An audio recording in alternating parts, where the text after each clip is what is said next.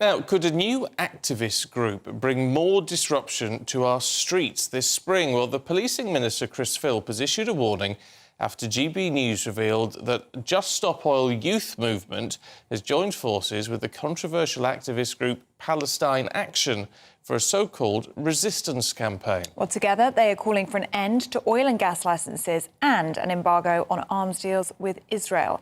Youth Demand is planning marches and unspecified action next week. Well, our reporter Charlie Peters has the story.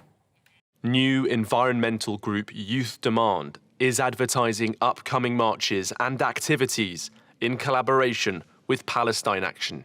The group started as Just Stop Oil students and is asking volunteers if they are willing to risk arrest.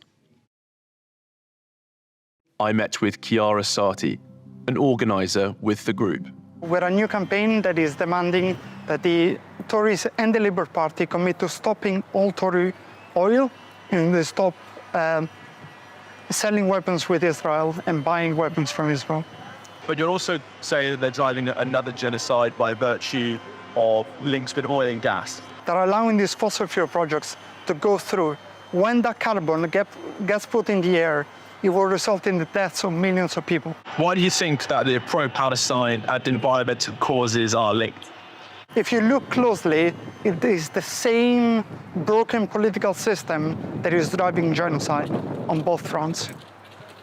The Tories and Labour are driving these policies that are going to kill millions of people.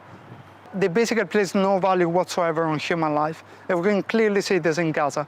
I think this clearly goes to show just how little value they place on human life, how cheap Palestinian blood is to those people. We've also seen some slightly stronger protests and just shutting down factories. And what do you make of that sort of behaviour, particularly shutting down factories associated with the Elbit system? Yeah, we absolutely need to do everything we non-violently can to sever the links between the UK and the Israeli war machine. Absolutely. And that includes smashing up factories, even blocking sewers, breaking windows. You support all of that action? I think we need to emotionally connect with what is happening here. 12,000 kids have been brutally murdered. I think if that's not going to get you on the streets, you basically have no values whatsoever. The next 1,000 generations are going to spit on your grave. Well, Charlie's here in the studio. I mean, look, they're uncompromising. They've got their own, they're determined to get their voices heard.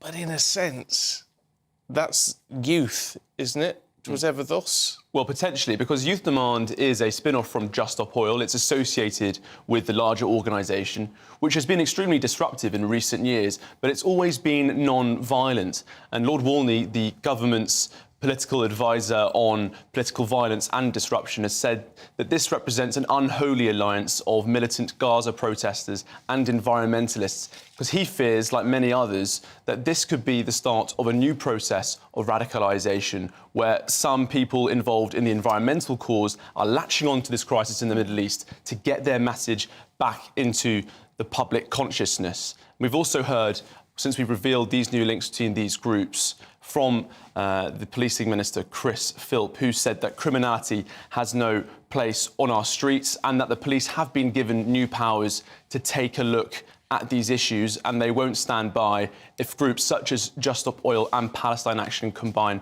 for protests coming up. Now, as we were saying, Just Stop Oil and associated groups, disruptive but not necessarily violent. Palestine Action, by contrast, have been much stronger in their protests. And it was interesting hearing from Chiara Sarti, who we've just heard from, saying that while she said her movement was non-violent and believed in protest, peaceful protest, she did also say that she agreed with some of the actions of Palestine Action, which we're seeing on your screen now, which is the destruction of factories, several incidents relating to that since the group was founded in 2020. They are particularly keen on targeting businesses associated with Israeli military technology firms, and that has led to these concerns now that some of those environmental groups, in collaboration with more, direct pro-Palestine groups, could see that sort of disruption coming onto the streets of Britain soon. We do know that they're meeting from Sunday for the first time. This is a new group that we're revealing, and this collaboration with Palestine Action is set to occur in central London on Wednesday. What it would include, they won't tell me, funnily enough. They don't want to give away their plans, but they did say that hundreds would be involved. OK. And what do you think the police response will be on Wednesday? Presumably they're prepared. Well, it very much depends on the sort of protest we see. If it's just a march and some degree of disruption, then I think it'll replicate some of the police action we've seen so far with other Just Stop Oil related activities. But we do have new police powers coming in today, and so this could be a first major test of what Policing Minister Chris Philp is describing as those new powers that they have to take them on, if that direct action is some of the kind we're used to seeing with Palestine Action. OK. Charlie, thank you. Well, Youth Demand has told us in a statement Chris Philp is right that criminality has no place in our streets, but it also should have no place in the corridors of power. Sadly, that's not the case at the moment. People of all political persuasions are seeing that politics is failing us and that our leaders are more interested in enriching themselves rather than protecting ordinary people. Young people are not content to have criminals running the country. Palestine Action yet to get back to us. Yeah.